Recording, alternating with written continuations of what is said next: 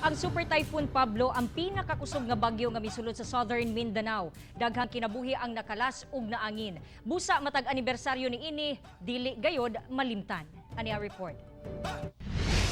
Usa ang yubataan sa nakasinati og grabing kadaot sa paghapak sa Super Typhoon Pablo sa Southern Mindanao niadtong Disyembre 4, 2012.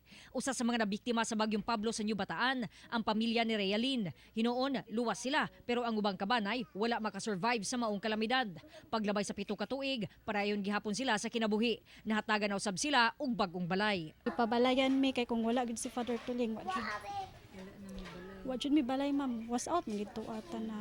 Ugma handumon sa New Bataan sa Compostela Valley Province ang ikapitong anibersaryo sa bagyong Pablo. Diin libo ang namatay ug daghan ang namising.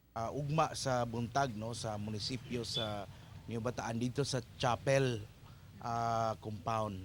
Na ay mass ug na ay short program na ay wreath giving para sa mga nabiktima kaniadto. Respeto sa mga nawala kinabuhi.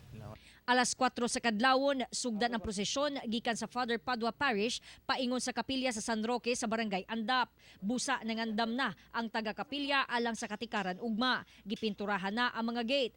Nakaandam na usab ang dakong krus kung asa magdagkot og kandila ang pamilya sa mga nangamatay tungod sa kalamidad.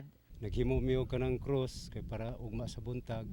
Kadlawon mga alas 4 pa sa kadlawon nanay mga bisita namo mga taga-parokya dito sa lungsod sa sentro mari diri sa Barangay Andap para ang kabaguhan karon kining groto o kadtong San Roque nga gibutang na mas taas o gikural mo palibot humano na may kural pat.